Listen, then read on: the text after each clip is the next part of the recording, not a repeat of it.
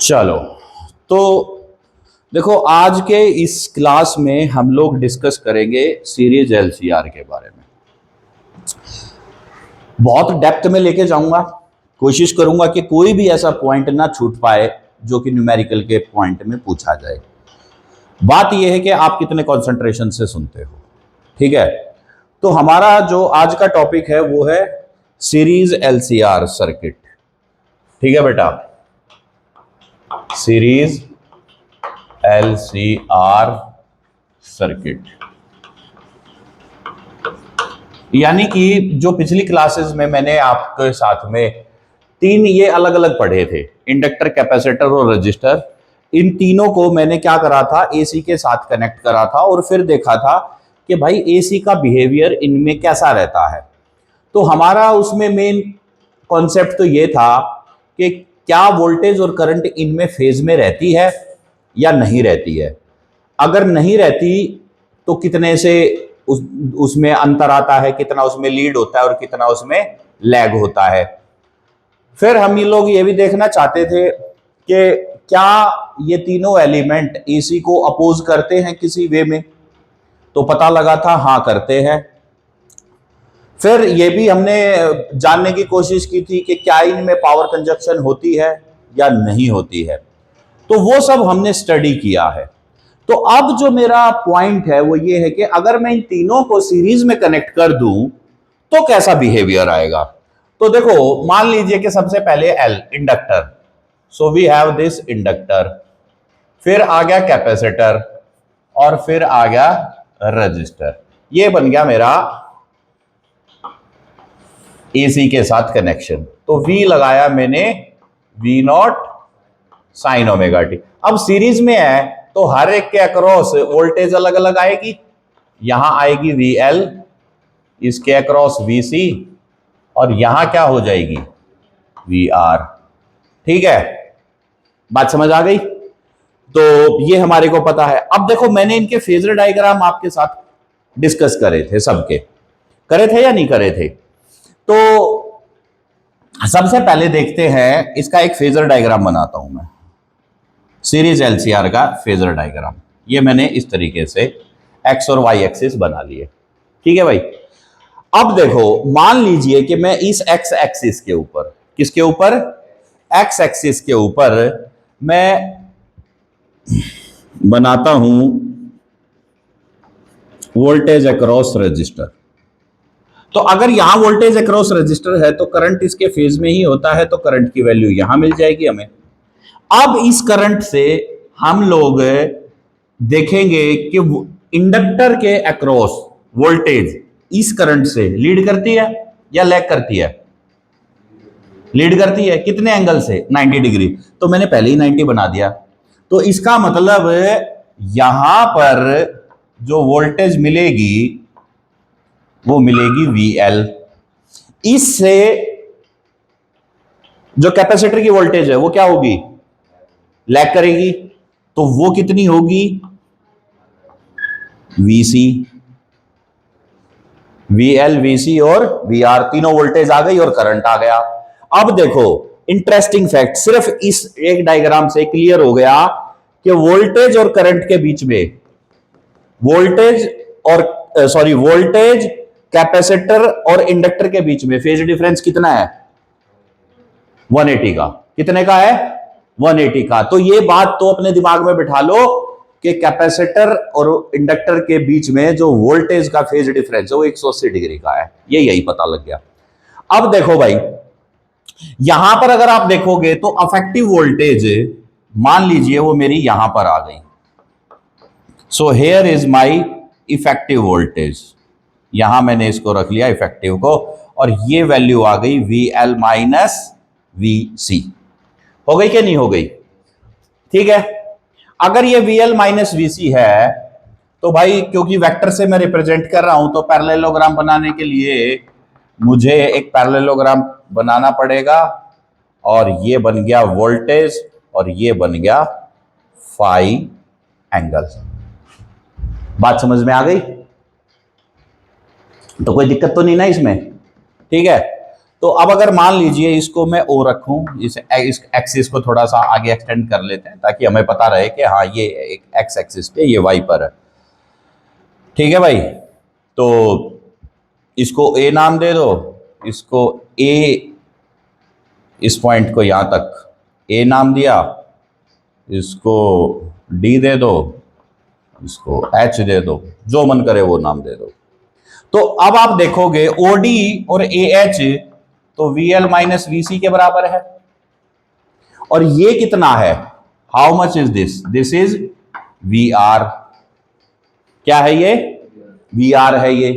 ठीक है, तो अब देखो वोल्टेज अक्रॉस इंडक्टर क्या होगी, voltage across inductor V L, वो होती है current into x L. Similarly voltage across capacitor क्या होगी, आई इंटू एक्स सी। वोल्टेज अक्रॉस रजिस्टर क्या होगी, आई इंटू आर। ठीक है, ये मेरा फेजर डायग्राम कंप्लीट हो गया। अब मैं यहां पर ट्राइंगल लॉ लगाऊं, भाई ट्राइंगल लॉ लगा लो, पैरेललोग्राम लॉ लगा लो, कुछ भी लगा लो, बात तो एक ही बनेगी। तो अगर आप उसके अकॉर्डिंग देखेंगे तो ओ एच जो है, मैग्नीट्यूड में मैं बात कर रहा हूं, ओ एच का whole square is equal to O A का whole square plus A H का होल स्क्वायर। यहां मैंने क्या लगाया, ट्राइंगल लो, ट्राइंगल लो लगा दिया मैंने। ठीक है भाई, क्यों, क्योंकि मैं फेजर डायग्राम किसकी टर्म्स में ले रहा हूं, वेक्टर की टर्म्स में, और अगर मैंने वेक्टर लिया है तो वेक्टर का जो एडिशन का रूल है वो मेरा फॉलो हो जाएगा। ठीक है, तो यहां पर अगर आप देखेंगे तो यार ओ एच की वैल्यू है वी, ये कितना हो गया, वी आर का होल स्क्वायर, ए एच क्या हो गया, वी एल माइनस वी सी का होल स्क्वायर, और ये आ गया अंडर रूट। क्लियर है, हाँ या ना। अब इसके अंदर इन सभी वोल्टेजेस की वैल्यू डाल दो, तो आप पाओगे कि करंट तो सभी में आएगा, I R, I X L, I X C. तो आई आर का whole square plus I X L minus I X C का होल स्क्वायर, ये हो गया। तो यहां से मैंने बाहर निकाल लिया आई, तो अंडर रूट में अंदर वैल्यू बच गई R square plus X L minus X C का होल स्क्वायर, ये तो वी था। अब वी अपॉन आई, ये क्या बन जाएगा, वी अपॉन आई, आर बनेगा, आर का डायमेंशन बनेगा, लेकिन आर कैसे बनेगा, आर तो यहां है ऑलरेडी, इसको कुछ नया नाम देना पड़ेगा। सो इसका नाम है जेड। क्या नाम है इसका, जेड, और जेड का मतलब होता है इंपीडेंस। क्या होता है, इंपीडेंस। तीन वर्ड हैं, इंपीडेंस, रिएक्टेंस, रेजिस्टेंस, तीनों का मतलब रुकावट है, लेकिन अलग अलग जगह है। रजिस्टर में जो रुकावट है करंट को, वो रेजिस्टेंस। इंडक्टर में इंडिविजुअल इंडक्टर जो रुकावट पैदा करेगा वो इंडक्टिव रिएक्टेंस है। इंडिविजुअली मतलब अकेला, अकेला कैपेसिटर जो रुकावट पैदा करेगा वो कैपेसिटिव रिएक्टेंस है, और तीनों सीरीज में कनेक्ट होकर जो रुकावट पैदा करेंगे वो इंपीडेंस है। बात समझ में आ गई। तो अब इसको मैं डिफाइन करूं तो क्या लिखना पड़ेगा, अफेक्टिव ऑपोजिशन ऑफर्ड बाय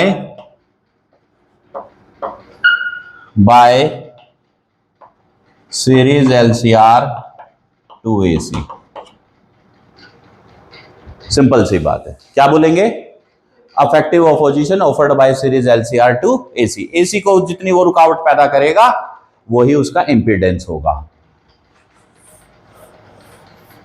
अब देखो बच्चों, यहीं पर बात को समझना, तो Z की वैल्यू क्या हो गई, under root R square plus minus X C whole square. X L की वैल्यू क्या होती है? हाँ, एक्सएल है Z is equal to under root R square plus L omega minus 1 C omega का होल स्क्वायर। अब तुम्हें समझ में आया कि कल की क्लास में मैं तुम्हें इतना स्ट्रेस क्यों दे रहा था कि भाई इनको याद कर लो। नहीं, अगर अब तुम इमेजिन करो, अगर मैं तुम्हारे को ये बातें याद ना कराता, तुम्हारे पूरी डेरिवेशन सर के ऊपर से थी, ना तो एक्सेल समझ आ रहा था, ना एक्सी पता लग रहा था, ना इंपीडेंस, रिएक्टेंस और रेजिस्टेंस के बीच का अंतर पता लग रहा था, और ना फेजर क्लियर होता।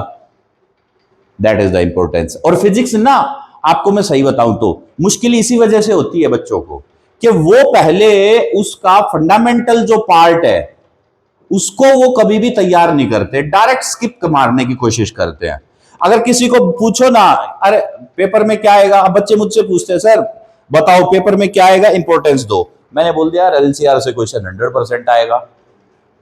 अब बालक क्या करते हैं, एलसीआर को रट्टा मारना शुरू कर देते हैं, बोला जय बाबा की लाडले, वही काम हो जाता है उनका।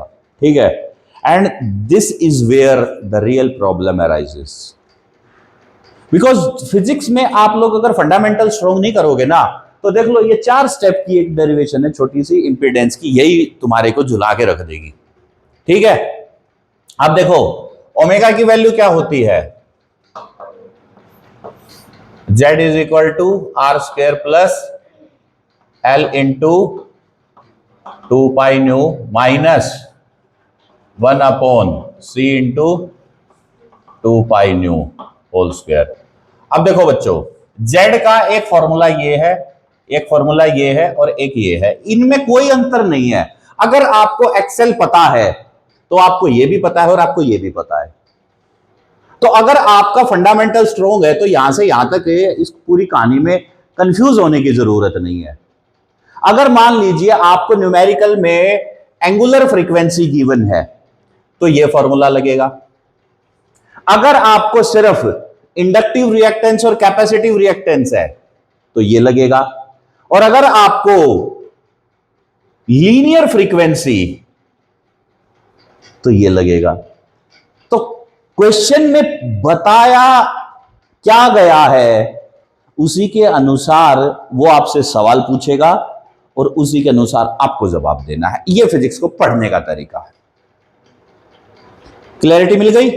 सो दिस इज इंपीडेंस। ठीक है, हाँ जी, क्यों नहीं होगी यार? अरे इंडक्टर की वैल्यू होगी, कुछ तेरे को इंडक्टर दे देंगे कोई वैल्यू का, XYZ हेनरी का, तो तेरे को उसका जवाब देना पड़ेगा। ठीक है, बात समझ में आ गई? तो अगर मान लीजिए जैसे तेरे को बोल दिया कि 0.21 हेनरी का एक इंडक्टर है, तो 0.21 हेनरी, हेनरी अगर मिल गया तो मतलब एल है, फैराड अगर मिल गया तो सी है, और ओम है तो आर है। तो यूनिट से पहचान होगी है क्या? मैथमेटिकल नंबर तो सारे ही सेम है। ठीक है, तो यहां पर आप इंपीडेंस को लिखो, फिर इससे आगे का पार्ट है, बड़ी लंबी डेरिवेशन है ये। तो अब देखो इसी में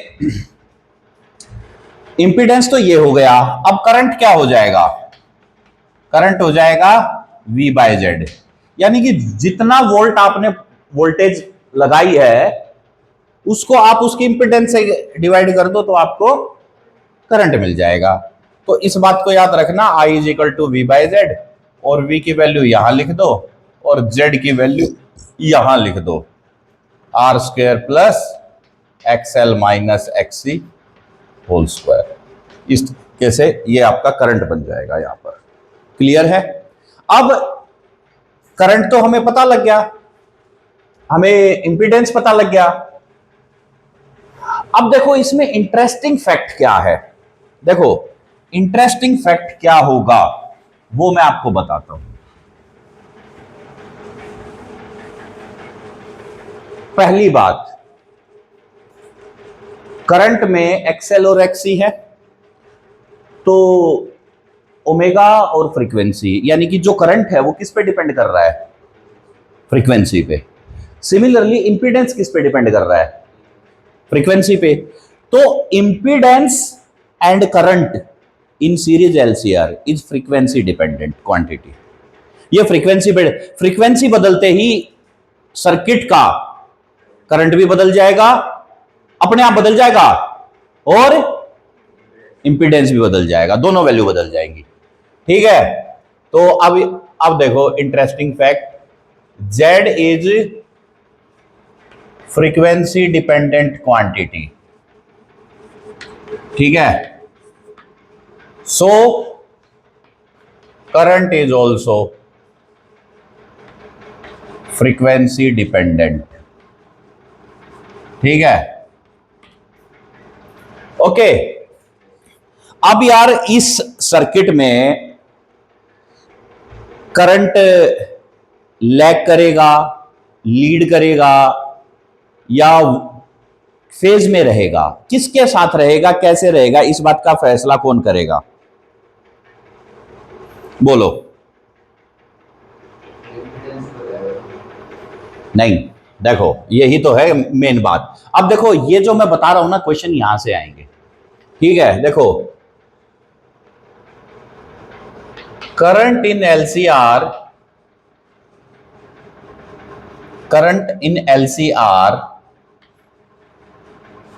may be lag, lead or in phase with voltage with V। Current I, जो करंट I है एलसीआर में, वो लैग कर सकता है, लीड कर सकता है, और फेज में रह सकता है। कब करंट लैग करेगा? करंट कब लैग करेगा? क्या वैल्यू बड़ी होनी चाहिए कि इसमें करंट लैग करेगा? तो क्या बड़ा होना चाहिए तुम्हारे अकॉर्डिंग? अरे इंपीडेंस तो करंट बड़ा हो। देखो करंट अगर लैग कर रहा है, इसका मतलब एक्सएल ग्रेटर देन एक्ससी है, इसको याद रखना। यानी कि इंडक्टिव रिएक्टेंस कैपेसिटिव रिएक्टेंस से बड़ा है। ठीक है, अगर करंट लीड कर रहा है तो इसका मतलब एक्ससी ग्रेटर देन है एक्सएल से, और अगर फेज में है तो ये मान लेना कि Z बराबर R है।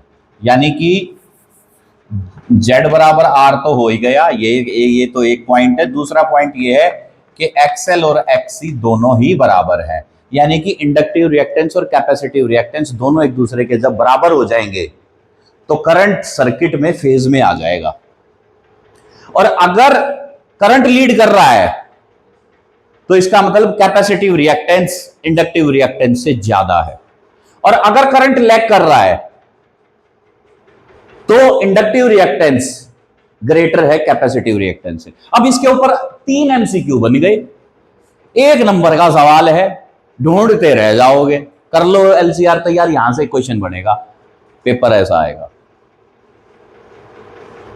बात समझ में आ गई? फंडामेंटल स्ट्रांग होने चाहिए। फंडामेंटल स्ट्रांग है, कहीं दिक्कत नहीं आने वाली। ठीक है, अच्छा अभी इसमें अभी रुको यार, सुन लो। अब इसमें क्या था, जो फाई था, जो अभी मैंने डायग्राम में फाई बनाया था, फाई क्या है? Phase angle. फाई क्या है? फेज एंगल है। तो फाई भी तो आना चाहिए ना। तो अब लिख लेता हूं मैं, let phi is phase angle, यानी कि फेज डिफरेंस। तो tan फाई आएगा। तो tan फाई क्या होगा बताओ? तो VL माइनस VC अपॉन VR, क्योंकि ट्राइंगल था ना, परपेंडिकुलर अपॉन बेस। तो बेस पे तो रजिस्टर की वोल्टेज है और परपेंडिकुलर पे VL माइनस VC है। ठीक है, और डायग्राम देखो ध्यान से, VL माइनस VC है, तो यहां पर I से I कट जाएगा, XL minus XC by R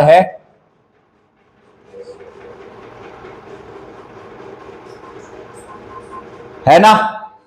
अगर XL बराबर XC है तो L omega minus 1/C omega by R है।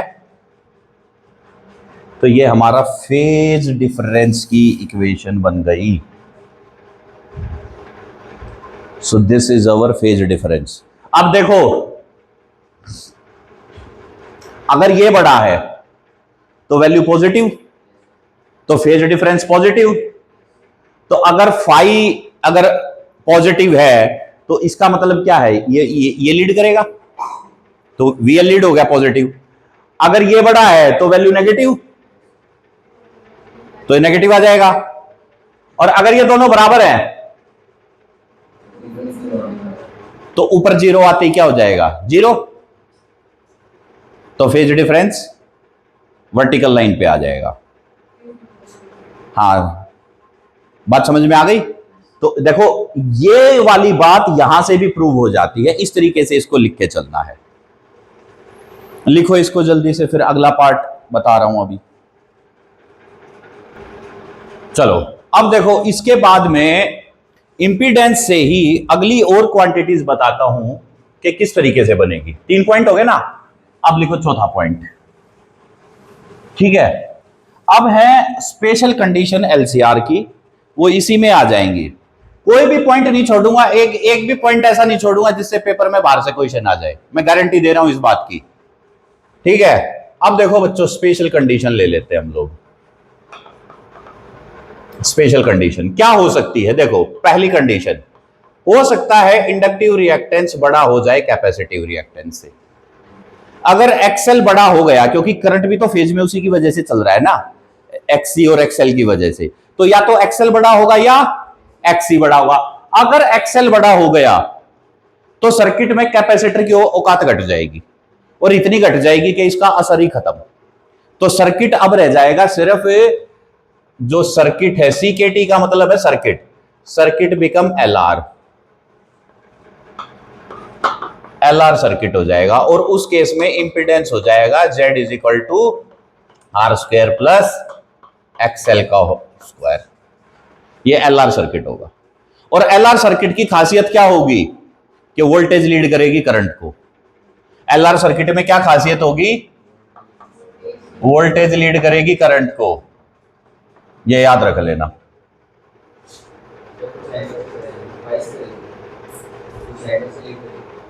किससे, 90 से। वो डिपेंड करता है कि फ्रीक्वेंसी कैसे है, डिपेंड करता है फ्रीक्वेंसी कैसे है। ठीक है ना। तो अगर मैं आपको बताऊं इंपीडेंस वर्सेस फ्रीक्वेंसी का, अगर मैं इसका क्या बोलते हैं उसको, ग्राफ अगर मैं बना के भी दूं आपको, तो क्या रहेगा यार, R square plus L omega का होल स्क्वायर। जितनी फ्रीक्वेंसी बढ़ाते जाओगे उतना ही Z बढ़ता चला जाएगा। और क्या होगा, क्योंकि रेजिस्टेंस के ऊपर फ्रीक्वेंसी का कोई फर्क नहीं पड़ने वाला। और जितना ज्यादा आप इंडक्टेंस फ्रीक्वेंसी बढ़ाओगे उतनी ज्यादा इंपीडेंस बढ़ेगी लीनियर वे में। तो Z का, और अगर आप करोगे तो स्ट्रेट लाइन यूं बढ़ा देंगे आप लोग, ऐसे करके यूं बढ़ा दें, क्योंकि R इंडिपेंडेंट है, XL लीनियर बढ़ेगा तो Z भी तो लीनियर ही बढ़ता जाएगा R को ऐड करके। ठीक है, इस तरीके से आप लोग जो है उसकी बात को रख लोगे तो वोल्टेज लीड करंट हो जाएगी इसमें। तो सर्किट क्या हो जाएगा, LR। दूसरे में देखो, अगर मान लीजिए XC ग्रेटर देन हो गया XL से, तो सर्किट क्या हो जाएगा, तो CR सर्किट बन जाएगा, CR सर्किट बन जाएगा। यानी कि जब कैपेसिटिव रिएक्टेंस अगर ज्यादा हो गया तो सर्किट में इंडक्टेंस की औकात घट जाएगी, और अगर इंडक्टेंस घट गया तो इसका मतलब सर्किट कैसा हो गया, कैपेसिटर और रेजिस्टिव। कैपेसिटिव रेजिस्टिव सर्किट बन गया, इसको बोलते हैं कैपेसिटिव रेजिस्टिव सर्किट। तो ये सर्किट कैसा बन गया, कैपेसिटर जो है डोमिनेंस में आ गया, कैपेसिटिव रिएक्टेंस डोमिनेंस में आ गया, जिसकी वजह से जेड की वैल्यू क्या बन जाएगी, root R square plus X का होल स्क्वायर, क्योंकि नेगेटिव का होल स्क्वायर करोगे तो पॉजिटिव ही बनेगी वैल्यू। ठीक है, तो क्या हो जाएगा इसमें, जेड की वैल्यू बन गई, तो ये आपके बन गया सी आर सर्किट का इंपीडेंस, ये बन गया एल आर सर्किट का इंपीडेंस। किसमें, इस वाले में करंट लीड करेगा, आपको पता है यहां पर करंट लीड करेगा, यहां करंट लीड करेगा भाई, बात समझ में आ गई। लेकिन दिक्कत यह है कि नॉन लीनियर करेगा, क्योंकि 1/c ओमेगा है, कैसा है, 1/c ओमेगा है, ये याद रखना। ठीक है, चलो इसको लिखो। अगला पॉइंट है, अगर एक्सएल और एक्सी बराबर हो जाए, क्या हो जाए भाई, तीसरी कंडीशन भी तो आ जाएगी ना, एक या तो बढ़ेंगे घटेंगे और बराबर भी हो जाएंगे। अगर एक्सएल बराबर एक्सी हो जाए तो जेड बराबर आर आ जाएगा, क्या हो जाएगा, क्योंकि ये दोनों बराबर हो गए तो डिफरेंस जीरो, डिफरेंस जीरो होते ही जेड बराबर क्या हो जाएगा, आर हो जाएगा। यानी कि अब सिर्फ सर्किट में उतना ही ऑपोजिशन है जितना रेजिस्टेंस के पास है, कितना है, हाँ, तो अब ऑपोजिशन अब कौन दे रहा है, सिर्फ opposition is due to resistance only. यानी कि जैसे ही इंडक्टेंस और कैपेसिटेंस बराबर हो जाएंगे, वो दोनों एक दूसरे को कैंसिल आउट कर बैठेंगे और जेड आर हो जाएगा। अब एक बात बताओ यार, जब जेड बराबर आर हो गया तो करंट की वैल्यू ज्यादा होगी कम होगी, कम कैसे हो जाएगी, ये अगर जीरो हो गया तो जेड घट गया, अगर जेड घट गया तो I is equal to V upon Z था, अगर जेड कम हो गया तो करंट बढ़ा, करंट बढ़ा, क्यों, क्योंकि फॉर्मूला क्या है, देखो I is equal to V by Z है और वी अपॉन जेड बराबर आर हो गया। तो अगर जेड की वैल्यू कम हुई तभी तो आर के बराबर आई, मतलब इंपीडेंस कम हुआ एक कंडीशन पे आने के बाद, तभी तो आर आया। इसको बोलते हैं कि सर्किट में करंट मैक्सिमम होगा इस कंडीशन पे, क्या होगा, हाँ, current will be maximum in circuit, current will be maximum in circuit, circuit में क्या हो जाएगा, करंट मैक्सिमम हो जाएगा, इस बात को विशेष ध्यान रखना है। तो ये हमारे इस तरीके से पॉइंट हो गया, ये पॉइंट अभी यहां खत्म नहीं हुआ, इसको मैं और आगे लेके चल रहा हूं। ठीक है, देखो बच्चों, ये जो सारा काम होगा ना, ये एक एक्सएल और एक्सी कब एक दूसरे के बराबर हो सकते हैं, एक्सएल और एक्सी कब बराबर हो सकते हैं, ये वाला हटा दूं, इधर वाला लिख लिया ना। अब देखो एक्सएल और एक्सी कब बराबर होंगे, लगाओ थोड़ा सा आइडिया लगाओ ना, किस वजह से होगा, फेज डिफरेंस, अरे फेज डिफरेंस से क्या होगा यार, देख सुन, अब इसी को, अब सुन ले, इसी पॉइंट को मैं आगे लेके चल रहा हूं और ये कंडीशन अब आ गई इलेक्ट्रिकल रेजोनेंस इन एलसीआर, यानी कि सिंपल बात करूं तो resonance LCR. So it is condition, ये वो कंडीशन है, it is the condition at which LCR admit maximum current through it, through maximum current through it. तो ये वो कंडीशन होगी जिसमें कि एलसीआर जो है वो क्या करेगा, मैक्सिमम करंट को एडमिट करेगा, और अगर मैक्सिमम करंट को एडमिट करेगा तो जेड आर हो जाएगा, वही कंडीशन आ जाएगी।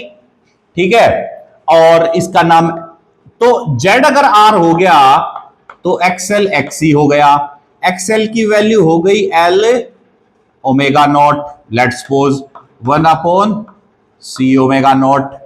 तो omega naught square is equal to 1/LC हो गया भाई, हो गया क्या नहीं? तो ओमेगा की वैल्यू क्या हो गई?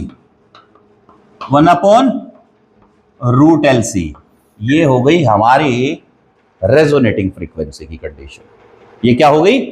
Resonating frequency. इस फ्रीक्वेंसी पे रेजोनेंस होगा, रेजोनेटिंग एंगुलर फ्रीक्वेंसी आप इसको बोल दो। ठीक है, और अगर आप मान लीजिए इसको 2 पाई के टर्म्स में रख दोगे तो न्यू नॉट क्या हो जाएगा? 1/2 पाई√LC। ये हो गई हमारी रेजोनेटिंग फ्रीक्वेंसी। यहां से देखो, ये एंगुलर रेजोनेटिंग है, ये हमारी लीनियर रेजोनेटिंग है। बात समझ में आ गई ना? हाँ, क्योंकि 2 पाई से अगर आप उड़ा, तो ये कंडीशन हमारी जब आएगी 1/√LC। अब मान लीजिए कि आपको L की कोई वैल्यू दे रखी है, C की भी कोई वैल्यू दे रखी है, दोनों को इस रूट में डाल देना, फ्रीक्वेंसी आ जाएगी। और 2 पाई से मल्टीप्लाई कर दिया तो हर्ज में आएगी। अगर 2 पाई में मल्टीप्लाई कर दिया तो हर्ज में आएगी, और 2 पाई से मल्टीप्लाई नहीं करा तो रेडियन पर सेकंड में आएगी। ये फर्क है, इसमें तो कोई ऐसा है नहीं कंडीशन। ठीक है, बात समझ में आ गई? हाँ जी। देखो, आपको मैं प्रैक्टिकली बताऊं ये कब होता है सारा का सारा। देखो, ये थर्ड पॉइंट ही मैंने इतना खींच दिया, इस ये होता कब है? आप लोग सुनो, एफएम बजाते हो, एफएम बजाते हुए उसके उस ट्विन को घुमाते हो, घुमाते हुए आपका एक चैनल आता है पर्टिकुलर फ्रीक्वेंसी पे, बहुत आवाज क्लियर आती है। लेकिन अगर उससे कम या थोड़ी सी ज्यादा फ्रीक्वेंसी हो, बहुत माइन्यूट सा डिफरेंस अगर हो, तो उसमें डिस्टरबेंस बहुत आती है। तो जब आपका रिसीवर, ये जो एलसीआर हम पढ़ रहे हैं, ये कौन सा सर्किट है? ये रेडियो रिसीविंग सर्किट है। कौन सा सर्किट है ये? रेडियो रिसीविंग सर्किट है, जिसको आप लोग अपने घर में एफएम समझते हो। एनालॉग मैटर में है ये। किस में है ये? एनालॉग वे में। जो पहले नहीं होते थे, तुमने देखे हो तो वो घुमा घुमा के सेट करते थे। हाँ, वो जो डब्बा सा होता है छोटा सा, है ना? हाँ, तो ये वही है सारा का सारा। अगर आप इसको ऐसे घुमा लो तो आप देखोगे कि इसकी जो फ्रीक्वेंसी है, जहां पर आपका चैनल पकड़ जाए और आवाज एकदम क्लियर आए, वो कंडीशन रेजोनेंस की होती है। वो कौन सी कंडीशन है? रेजोनेंस की। यानी कि आप ये मान के चलो कि आपके रेडियो के, टीवी के, या कोई भी जो आपका ट्यूनिंग सिस्टम है, जहां पर आपकी फ्रीक्वेंसी मैच हो रही है रिसीवर की और ट्रांसमीटर की, और वो चैनल वहीं पर पकड़ रहा है, तो वो रेजोनेंस होता है इलेक्ट्रिकल की भाषा में। मैंने इस बात को बड़े सिंप्लीफाइड वे में रखा है। बात समझ में आ गई? तो रेजोनेंस की कंडीशन का क्या मतलब हुआ? कि सर्किट में मैक्सिमम करंट जाएगा। अगर रेडियो की मैं बात करूंगा तो एक्सेप्टर सर्किट जो है रिसीविंग सिग्नल को रिसीव कर लेगा। ठीक है, तो सिग्नल को क्या कर लेगा? वो रिसीव कर लेगा और आपको गाने सुनाएगा, उल्टा पुल्टा नितिन। ठीक है ना? वो सब आपको यहीं पर पता लगेगा भाई। लिख लिया? जल्दी से लिखो इसको, फिर अगले वाला पार्ट बता रहा हूं मैं भी। चलो, अब इसके बाद यहां पर आपको मैं ग्राफ बना के बताता हूं रेजोनेंस पे, क्योंकि रेजोनेंस पे मैंने आपको बोला है कि करंट मैक्सिमम होगा। अगर भाई करंट अगर मैक्सिमम होगा तो इंपीडेंस भी तो मिनिमम होगा। क्या होगा? इंपीडेंस मिनिमम होगा। हाँ, तो एक पॉइंट और लिख लो रेजोनेंस में, अगर मैक्सिमम करंट है तो लिख लो Z is minimum, Z is minimum. ठीक है, अब आप अगर Z मिनिमम है तो अगर मैं ग्राफ बनाऊं इंपीडेंस वर्सेस फ्रीक्वेंसी ग्राफ, तो इसी का ही अगला पार्ट हो जाएगा। ग्राफ की बात करते हैं अब हम लोग, ग्राफ की बात। तो किसमें है फर्स्ट ग्राफ? किसका है? Impedance versus frequency omega.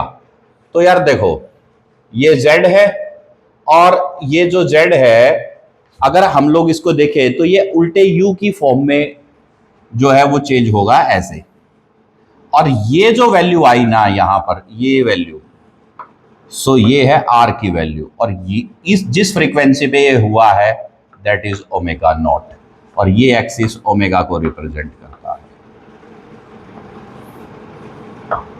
बात समझ में आ गई? तो इस तरीके से, यानी कि आप देखो जैसे जैसे आप फ्रीक्वेंसी बढ़ाएंगे तो इंपीडेंस पहले तो घटता है, पहले क्या होता है, कम होता है इंपीडेंस, ठीक है, एक वैल्यू पे इंपीडेंस मिनिमम आ जाता है, फिर उसके बाद क्या होता है, इंपीडेंस बढ़ने लग जाता है, इस प्रकार से बढ़ता हुआ जाता है। तो सिर्फ एक फ्रीक्वेंसी, एक वैल्यू फ्रीक्वेंसी पर ही आपको ये देखने को मिलेगा, अगर फ्रीक्वेंसी उससे कम या ज्यादा करोगे तो इंपीडेंस बढ़ेगा ही बढ़ेगा दोनों केसेस में। लेकिन इंपीडेंस के बढ़ने का कारण क्या होगा फ्रीक्वेंसी के बढ़ने से? पहले जब फ्रीक्वेंसी बढ़ी, अगर फ्रीक्वेंसी यहां है 0 है, आप जब एक वैल्यू तक ला रहे हो तो इंपीडेंस कम हो रहा है, तो इसका मतलब क्या है, एक्सएल और एक्ससी का डिफरेंस कम हो रहा है। यहां पर जब ये वैल्यू आ रही है ना यहां तक इतने रीजन में, तो difference of XL and एक्ससी is decreasing, difference of XL and एक्ससी decreases, और इसके बाद जब आएगा तो वो डिफरेंस क्या होगा, difference of XL and एक्ससी increases. ये फैक्टर है मेन जो आपको समझना है, ठीक है। तो difference of XL and एक्ससी decreases, difference of वहां इंक्रीज होगा, यहां पर ये इंक्रीज होगा, क्योंकि जब ये डिफरेंस बढ़ेगा तभी आपका इंपीडेंस बढ़ेगा। बात समझ में आ गई? अब करंट के लिए बात करते हैं, ठीक है। अगर मैं करंट का ग्राफ बनाऊं, साथ साथ बनाते रहो यार, ये तो छोटे छोटे डायग्राम है, टाइम वेस्ट मत करो। अगर मैं रेजोनेंस की कंडीशन में करंट का ग्राफ बनाऊं, ये ओमेगा का एक्सिस है और ये करंट का एक्सिस है, ठीक है। तो अब इसमें क्या होगा, हमारा जो करंट है वो क्या होगा, एक वैल्यू पे मैक्सिमम होगा, यानी कि करंट पहले तो बढ़ेगा, यहां जाएगा और फिर उसके बाद ऐसे कम हो जाएगा यूं करके। तो ये पॉइंट जो आ गया ना, this point, this is I not is equal to maximum current क्या आ जाएगा, V बाय आर आ जाएगा, क्योंकि यहां पर क्या हो जाएगा, Z बराबर R है इस कंडीशन पे, ठीक है। और ये जो फ्रीक्वेंसी है, अब इसको अगर मैं यहां पर ड्रॉ करूं तो ये क्या हो जाएगा, omega not. So this is our resonating frequency, ठीक है। ये क्या हो जाएगा हमारा रेजोनेटिंग फ्रीक्वेंसी। तो ये हमारे ग्राफ। अब देखो रिलेट करो बातों को, जब एक्सएल और एक्ससी का डिफरेंस बढ़ेगा, सॉरी घटेगा, तो करंट बढ़ना चाहिए, तो बढ़ रहा है, हाँ इंपीडेंस कम होता जा रहा है। और जब हमारा डिफरेंस एक्सएल और एक्ससी का बढ़ेगा तो करंट कम होना चाहिए, तो फिर इसके बाद कम हो रहा है। बात समझ? अब देखो यहां पर ये जो वैल्यू है ना, ये हमारी एक पीक बननी चाहिए, पहाड़ की चोटी की तरह बनना चाहिए ये। अगर मैं इसका आपको अगर एक ऐसा ग्राफ बना के दूं, so nothing wrong in it, ऐसा, ये भी हमारा रेजोनेंस ही है। ये कितनी, ये जो हमारी, अब इसको क्या बोलेंगे, शार्पनेस ऑफ कर्व, क्या बोलेंगे, शार्पनेस ऑफ कर्व। इसको भी तो कोई फैक्टर डिटरमाइन करेगा कि नहीं करेगा, है ना।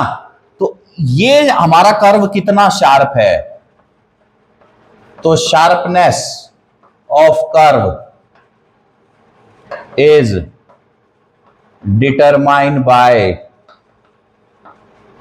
क्यू फैक्टर, उसको बोलते हैं क्यू फैक्टर। क्या बोलते हैं, क्यू फैक्टर, क्वालिटी फैक्टर, क्या बोलते हैं, क्वालिटी फैक्टर।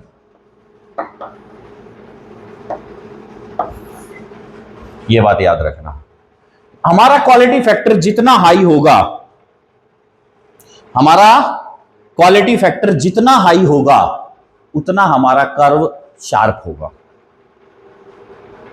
ठीक है, अब क्वालिटी फैक्टर तो पता लग गया, ये वाला तो लिख लिया, हटा दूं? बात समझ में आ रहा है ना पूरा का पूरा? अब देखो, इसको अगर मैंने हटा दिया यहां से, अब मैं क्वालिटी फैक्टर की बात करता हूं। ये क्वालिटी फैक्टर क्या है? जो कि कर्व की शार्पनेस को बता रहा है। ये करंट वर्सेस इसी का ही है, ये ग्राफ ऐसा ही है।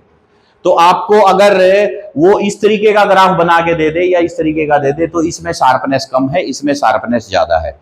तो अब ये शार्पनेस किसने बताई है? क्वालिटी फैक्टर ने। ठीक है, तो क्यू फैक्टर क्या होता है? क्यू फैक्टर, ठीक है, so it is the ratio of VL over V और VC अपॉन V। मतलब, ठीक है, क्या है? It is the ratio of VL upon V और VC अपॉन V। इसका मतलब समझ में आया तुम्हें? VL अपॉन V का मतलब क्या?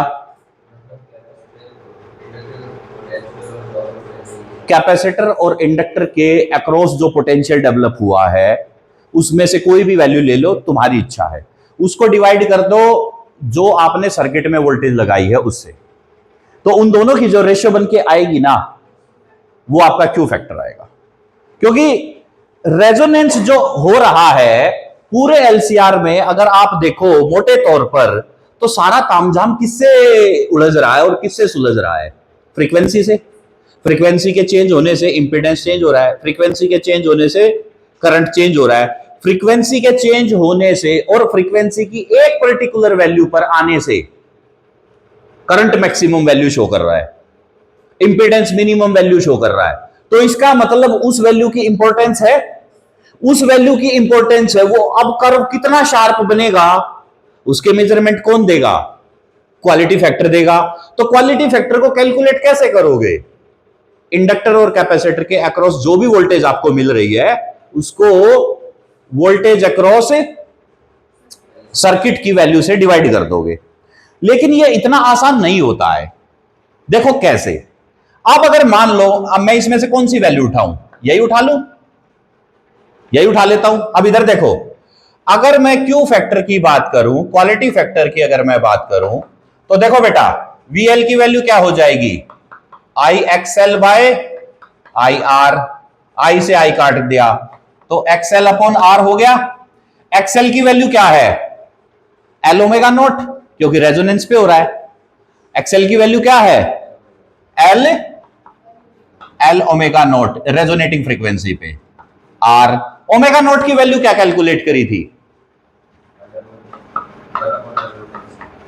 1 अपॉन रूट LC। अगर इस L को अंदर घुसाना है तो स्क्वायर डालना पड़ेगा, तो रूट L बाई C। क्या बन गया? ये बन गया क्या नहीं बन गया?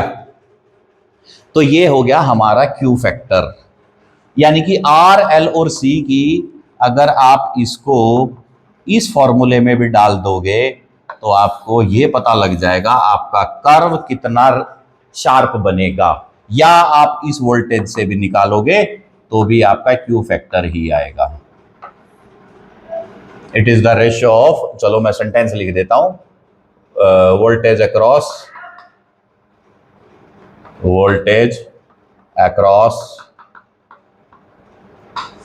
इंडक्टर और कैपेसिटर टू अप्लाइड वोल्टेज। ठीक है, ऐसे रख लेना बात को, मजा आ जाएगा। सही बात है। तो क्यू फैक्टर पता लग गया। तो ये है हमारे पास इसकी शार्पनेस को कैलकुलेट करने का तरीका। ठीक है, लिखो इसको जल्दी से।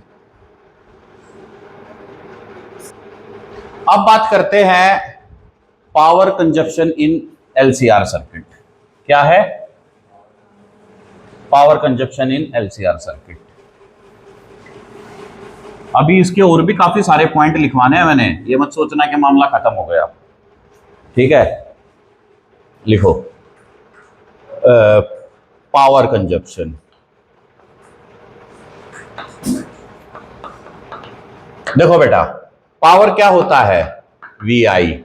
V की वैल्यू क्या है? V naught sine omega t. I की वैल्यू क्या है, I not sine omega t, और बताओ प्लस फाइव ले ले यार, स्टैंडर्ड वैल्यू लेनी है। ठीक है, तो अब दोनों को गुणा कर दो, तो वी नॉट आई नॉट हो जाएगा, साइन ओमेगा टी बाहर आ गया, और यहां पर क्या लग जाएगा है? अरे साइन ओमेगा टी प्लस, ऐसे कमाल कर रहा है यार तू, साइन ए प्लस बी का फॉर्मूला लगेगा, कहां तेरा दिमाग है?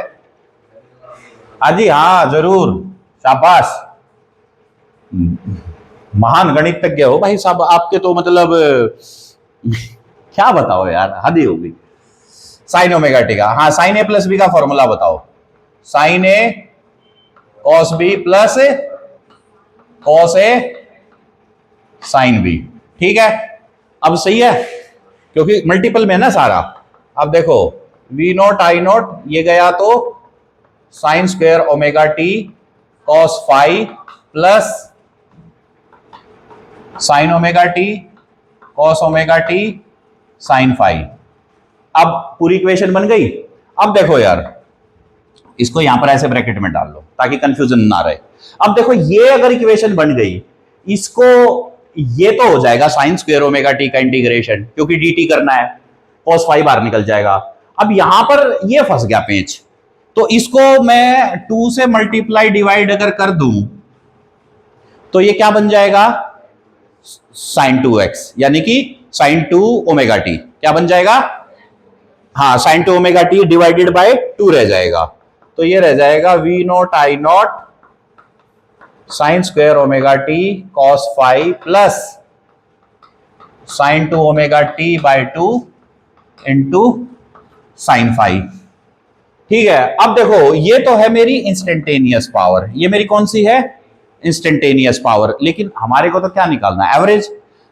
ठीक है, तो भैया वो आ जाएगा 1/t 0 to t instantaneous power का dt, हमारा ये फॉर्मूला लगेगा। ये क्या होता है, इंटीग्रेशन से एवरेज निकालने का तरीका है। ठीक है, इंस्टेंटेनियस पावर का मतलब ये हमारी पावर है किसी इंस्टेंट पर, लेकिन अगर हमारे को पावर का क्या निकालना है, एवरेज निकालना है, मीन वैल्यू निकालनी है, क्योंकि या तो मीन आएगी या आरएमएस आएगी, दो ही वैल्यू होती है, तो हमें यहाँ पर इसके क्या चाहिए, मीन चाहिए। मीन निकालने के लिए हमारा इंटीग्रेशन का, अब इंटीग्रेशन क्या होता है, पी आई डी टी, यानी कि पी डी टी। अब पी डी टी को आप करोगे लिमिट कहां से कहां लगाओगे, पूरी साइकिल के लिए 0 से t, तो एवरेज निकालने के लिए 1/t करना पड़ेगा। क्या करना पड़ेगा, 1/t। अब इसमें से वी नोट आई नोट तो कांस्टेंट है, अगर आप इसमें पुट करोगे वैल्यू को तो देखो V not I not constant है, बाहर आ गया 0 to t, अंदर की वैल्यूज अब हो जाएंगी इंटीग्रेट, तो कैसे हो जाएगा, sign square omega t cos five को एक इंटीग्रेशन कर लो, ठीक है, dt, और 0 to t sine 2 omega t by 2 into sine 5 dt, ये एक इंटीग्रेशन कर लो और इसको ऐसे लिख लो। बात समझ आ गई? देखो मैंने क्या करा, कुछ भी नहीं करा, ये फॉर्मूला है मेरा एवरेज निकालने का। अब इसमें मैंने ये वाली वैल्यू डाली, ये डाली तो कांस्टेंट है तो इंटीग्रेशन से तो बाहर आएगी, ये t है ये भी एवरेज, तो ये मैंने इंटीग्रेशन से बाहर कर दिए। इसको अलग तोड़ के लिख लिया, तो 0 to t sign square omega t cos 5 dt, इसको मैंने अलग लिख लिया, और इसको 0 to t sine 2 omega t sine 5 dt, ये अलग हो गया। अब आपको इंटीग्रेशन अगर मैं बात बताऊं तो इसका जो इंटीग्रेशन है ना, इसका ये क्या हो जाएगा, 0 हो जाएगा। वेरी गुड, अब समझ में आ गया तेरे को बात, क्योंकि साइन 2 ओमेगा टी का इंटीग्रेशन लिमिट पुट करने के बाद 0 आएगा, तो यानी कि अब सिर्फ ये बच गया। अब ये अगर बच गया तो cos 5 है, प्रोडक्ट रूल लगाओगे तो cos 5 भी बाहर आएगा एक बार को, तो और साइन स्क्वायर ओमेगा टी का अगर करोगे तो क्या आएगा, हाँ 1 माइनस cos 2, 1/2 भी बाहर, और 1 माइनस cos में अगर तू टी पुट करेगा तो सिर्फ टी रह जाएगा। क्या रह जाएगा? टी रह जाएगा। तो अल्टीमेटली अगर मैं इसको डायरेक्टली लिखूं तो ये हो जाएगा V not I not upon T as it is. इसको जब मैं इंटीग्रेट कर रहा हूं तो मेरा लिमिट पुट करके आंसर आता है t/2 और cos फाइव। क्या आता है? cos five. क्योंकि ये 0 हो गया, इसको करेंगे तो ये आ जाएगा। क्लियरिटी है ना? पहले करवा चुका हूं सारा का सारा। अगर ऐसा है तो t से t काट दो, वी नॉट। अच्छा, अब ये रह गया root two into root two क्या होता है? तो इसको तो V not by root two I not by root two T से काट दिया तो cos फाइव रह गया। तो V not by root two क्या हो जाएगा? V R M S. क्या बन जाएगा? अब समझ में आया क्यों आर एम एस रटवा रहा था? क्योंकि नहीं तो तुम फंस जाते, पूछते सर ये कहां से आया। अब तुम याद करो कि अगर तुम्हारे को वो डेरिवेशन ना याद कराता तो ये डायरेक्ट नहीं कर पाते, और अगर तुम ये डायरेक्ट नहीं कर पाते तो मुझे क्या करना पड़ता? पूरा ये बोर्ड 2 बार भरना पड़ता मुझे, क्योंकि इसको अलग 0 करना पड़ता, इसको अलग करना पड़ता। अब तुम्हारे दिमाग में फिक्स्ड है कि हाँ इसका यही आएगा और ये 0 हो जाएगा, बात खत्म हो गई, डायरेक्ट डाल दो। तो जो हमारी P की वैल्यू है वो होती है VRMS IRMS cos फाइव। ये हो गई हमारी LCR में पावर कंजप्शन। इसमें इंटरेस्टिंग बात है कि ये cos फाइव आ गया। cos फाइव क्या है? cos फाइव है पावर फैक्टर। cos फाइव क्या है? Power factor. हमारे पास 2 तरीके की पावर होगी, एक आरएमएस पावर। आरएमएस पावर क्या है? Apparent power. आपने खैर आजकल पता नहीं यार, अब तो तुम अमूल की थैली पीने वाले हो। तुमने गांव वगैरह में देखा होगा, जब कभी दूध अगर निकाला गाय या भैंस से तो दूध के ऊपर इतनी मोटी झाग की परत जम जाती है, देखा है ना? क्या वो झाग रियल में दूध है? नहीं है, लेकिन मालूम होता है कि ये दूध ही है। मालूम तो यही होता है कि ये दूध ही है। क्या एक्चुअल में दूध है? नहीं है। तो वो जो झाग वाला पोर्शन है ना, वो है अपेरेंट दूध, मतलब है नहीं, दिख रहा है। और जो नीचे जो उसके रियल में दूध है वो क्या है? रियल दूध है। तो इसी प्रकार से हमारे एलसीआर सर्किट में वीआरएमएस आईआरएमएस जो पावर है वो अपेरेंट पावर है। हाँ दिखती है बट है नहीं, इसका कोई फंडा नहीं है। और ये हमारी ट्रू पावर है। तो true power divided by apparent power is equal to power factor, cos five आ जाएगा। ठीक है, तो इसको लिखो अभी फिर, क्योंकि जगह नहीं बची ना आगे की, जल्दी से निपटाओ यार इसको। तो अब देखो, अब इसमें क्या होगा, अगला जो हमारा पॉइंट है वो है यहां से पावर कंजप्शन का, ये हमारा पॉइंट बन गया P is equal to VRMS by VRMS। ठीक है, तो यहां पर देखो जो ये cos फाइव है ये होता है पावर फैक्टर। ये क्या होता है? Power factor. और पावर फैक्टर होता है P अपॉन VRMS, और यानी कि ट्रू पावर डिवाइडेड बाय, हाँ true power divided by apparent power. ठीक है, अच्छा इसी का एक और फॉर्मूला बनता है, वो पता क्या होता है? वो होता है R बाय जेड।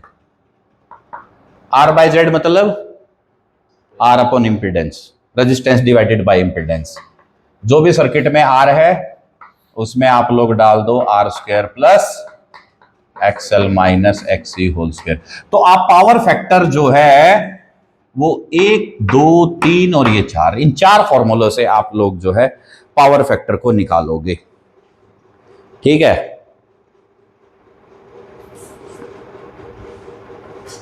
ठीक है।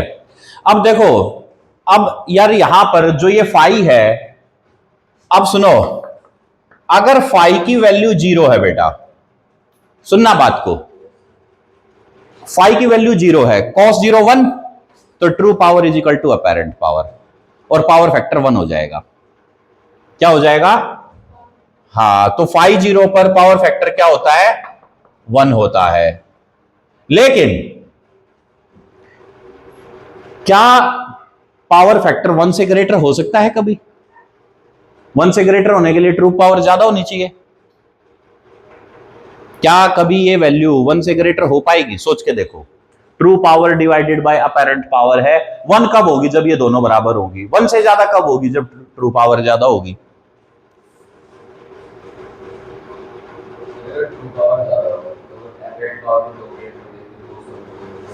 तो उसका कुछ है ही नहीं, तो ये तो इम्प्रैक्टिकल बात हो गई। तो पावर फैक्टर 0 से 1 के बीच लाई करता है और हमेशा क्लोजर टू 1 होना चाहिए। ठीक है, तो पावर फैक्टर की वैल्यू कितनी हो गई? 1 हो जाएगी फिर। और यहां पर क्या होगा कि जो ट्रू पावर है वो अपैरेंट के बराबर हो जाएगी। ये पावर का कॉन्सेप्ट लिख लेना इसमें। ठीक है, क्लियर? अगर मान लीजिए कि सुनो, अरे बात को समझना, क्योंकि ये क्या है? ये क्या है? पावर। पावर मतलब पावर कंजप्शन, क्योंकि सर्किट को हम तो इलेक्ट्रिकल पावर दे ही रहे हैं ना, तो कंजप्शन हो रहा है उसमें। तो अगर मान लो फाई की वैल्यू π/2 है, अगर फाई की वैल्यू π/2 है, ठीक है, तो cos π/2 क्या होगा? 0। तो पावर कंजप्शन 0। अगर फाई की वैल्यू π/2 आ जाएगी तो जो पावर लॉस है वो 0 हो जाएगा।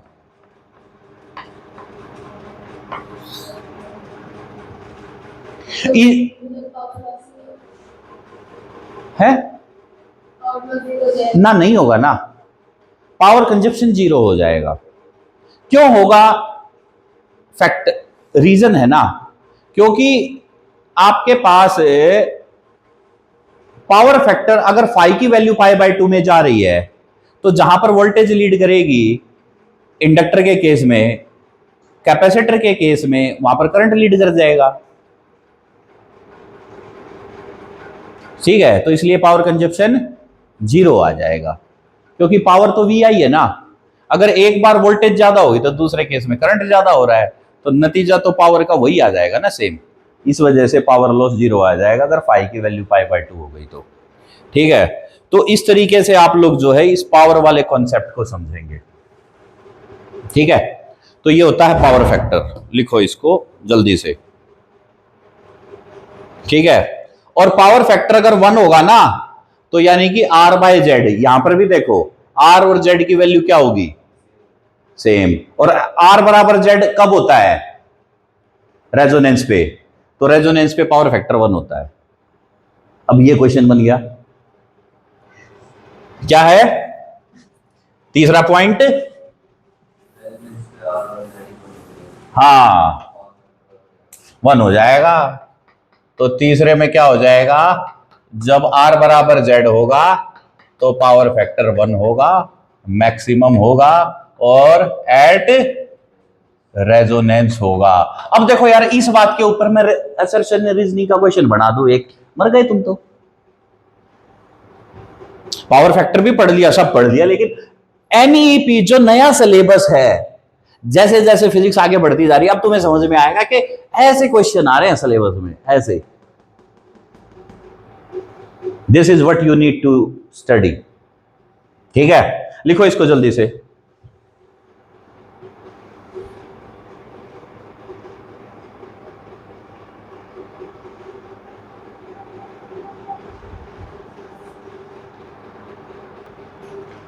तो चलो, इस टॉपिक में इतना ही काफी है भाई। ठीक है, तो बाकी की बातचीत अगली क्लास में करते हैं।